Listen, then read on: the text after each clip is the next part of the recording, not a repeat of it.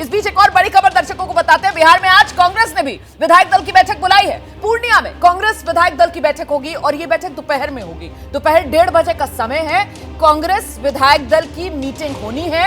सीधे आपको लेकर चलते हैं हमारे साथ हमारे सहयोगी अभिषेक उपाध्याय, और अभिषेक उपाध्याय के साथ आरजेडी के नेता श्याम रजक मुझे नजर आ रहे हैं। अगर मैं गलत नहीं हूं अभिषेक उपाध्याय, श्याम रजक जी से जरा बात कीजिए, आरजेडी की नजर कहां पर है? रोमाना, आप बिल्कुल गलत नहीं है। श्याम रजक हमारे साथ हैं, आरजेडी के राष्ट्रीय महासचिव हैं।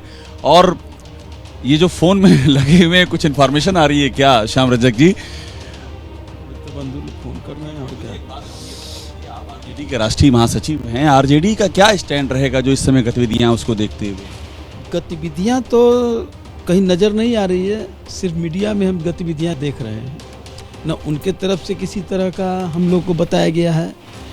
हम आश्वस्त हैं कि महागठबंधन मजबूत है। अभी भी आश्वस्त हैं आप, जबकि पानी सर पे आ चुका है? मैं आज भी आश्वस्त हूँ, क्योंकि हमने कोई ऐसा कुछ किया नहीं है जिससे हमें महसूस हो इसमें टूटन हो। आप कल गए थे, आप लालू जी के घर पे गए थे, आपकी मुलाकात भी हुई है, सब नेता आरजेडी के वहाँ पहुँच रहे हैं, तो सब ऐसे तो नहीं हो रहा है? वहाँ डेली हम लोग बैठते हैं।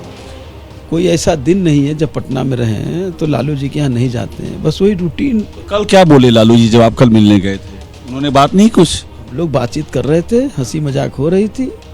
कोई राजनीतिक बात तो हम लोग की हरदम नहीं होती है। मुझे ये बताइए कि चलिए आप अभी नहीं मान रहे हैं, लेकिन ऐसा होता है तो क्या आप भी तो 8 ही कम हैं, क्या आप लोगों के पास वो पावर है कि आप भी सरकार बना सकें? जनता ने मुझको जितना वोट दिया उस आधार पर हम काम कर रहे हैं। हमने जो एजेंडा लाया था, जो हमारा विजन था, जो हमारा संकल्प था, उस संकल्प के लिए हम प्रतिबद्ध रहे। जब सरकार बनी तो सरकार में हमने बहुमत रहते हुए भी हमने कभी नहीं कहा कि हमारा मुख्यमंत्री हो, हमारा कौन मंत्री हो। हमने अपने विजन के साथ था, और हमारा विजन था पढ़ाई लिखाई कमाई सफाई और करवाई और सुनवाई। अब तो ये विजन बिखर रहा ना, तो जा रहे हैं बीजेपी के साथ। मैंने कहा था कि 10 लाख लोगों को हम नौकरी देंगे। जब नीतीश जी के साथ हमारा समझौता हुआ तो हमने सबसे पहले 10 लाख। जी एक सवाल पूछिए ना प्लीज, उनसे सवाल ये पूछ लीजिए आप कि अगर सब कुछ सही चल रहा है, सब कुछ सिर्फ मीडिया में है जैसा कि श्याम रजक जी दावा कर रहे हैं, तो क्या इमरजेंसी आ गई थी? कल राजभवन क्यों नहीं पहुंचे तेजस्वी यादव? जवाब देंगे? और उसको लागू करने का काम किया, और 10 लाख में 6 लाख लोगों को नौकरी मिली। ये तेजस्वी यादव का विजन था। राष्ट्रीय जनता दल की बात कर रहे हैं, आपने अपनी बात कह दी, आप राष्ट्रीय महासचिव। मुझे ये बताइए कि तेजस्वी यादव पहुंचे भी नहीं, हाई टी में तेजस्वी यादव नहीं पहुंचे, तो सब तो दिख रहा है सामने सामने। बताने हाई टी में सब लोग जाते ही हैं क्या? हाई टी कोई पहले तो जाते थे। आप शुरू से देखिए आज तक कितने लोग जाते कितने लोग नहीं जाते हैं। क्या नीतीश कुमार हरदम जाते थे हर हाई टी में या हर प्रोग्राम में? अच्छा एक बात मुझे बता दीजिए, आरजेडी सरकार बनाने की कोशिश करेगी कि नहीं नीतीश कुमार अलग होते हैं तो? जो पहले आपने कहा था, क्या कारण है कि राष्ट्रीय जनता दल और जनता दल की ये सब चीज़ें जो आप द्वारा फैला रहे हैं, ये भी पूछिए ना कि क्यों आपने राहुल गांधी के यात्रा को आपने कहा कि हम नहीं जाएंगे? नीतीश कुमार ने सब बुरी बात सुनी। फिर आपने कहा कि झारखंड में हम रैली नहीं करेंगे। फिर आपने कहा कि हम महाराणा प्रताप की जयंती पर नहीं जाएंगे। नीतीश कुमार ने मना किया उसके लिए। पर उसको पूछना चाहिए ना कि क्या अभी आप आ गए? क्या कोई तबीयत खराब है?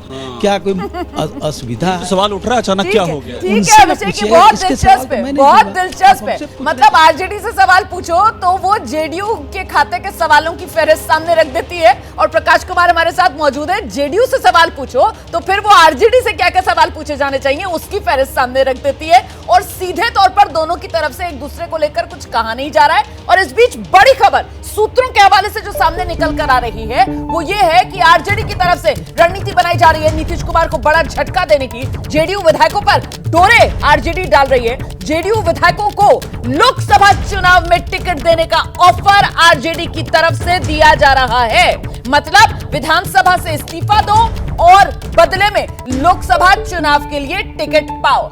इसका पूरा गणित क्या है ये जानने के लिए सीधे आपको लेकर चलते हैं। हमारे साथ हमारे सहयोगी प्रकाश कुमार इस वक्त मौजूद हैं। प्रकाश, मतलब सीधे सीधे आरजेडी की रणनीति, ये जो खबर सामने निकल कर आ रही है इससे तो ऐसे ही नजर आ रहा है कि विधानसभा में बहुमत के आंकड़े को नीचे लाया जाए और तेजस्वी की ताजपोशी करा दी जाए। बिल्कुल, ये बात साफ होते जा रही है कि जैसे ही मनोज झा ने कहा कि कंफ्यूजन दूर करे कोई और नहीं बल्कि नीतीश कुमार, उसी वक्त से ये साफ हो गया था कि अब आगे की रणनीति पर माकूल जवाब देने के लिए लालू यादव की पार्टी आरजेडी भी तैयारी में है। और इसी स्ट्रेटेजी के तहत अब जेडीयू के कुछ उन विधायकों को ढूंढा जा रहा है जो लोकसभा चुनाव लड़ना चाहते हैं और लोकसभा चुनाव का टिकट लेना चाहते हैं, चाहे वो एनडीए गठबंधन से हो या फिर महागठबंधन से हो।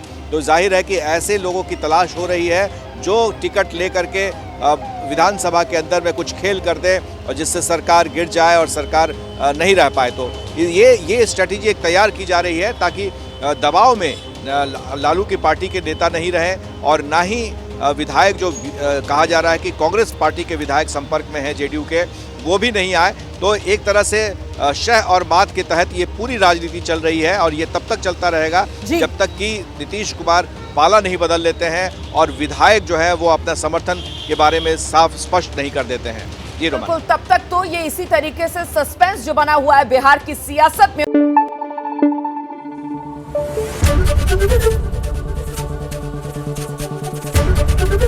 एबीपी न्यूज आपको रखे आगे।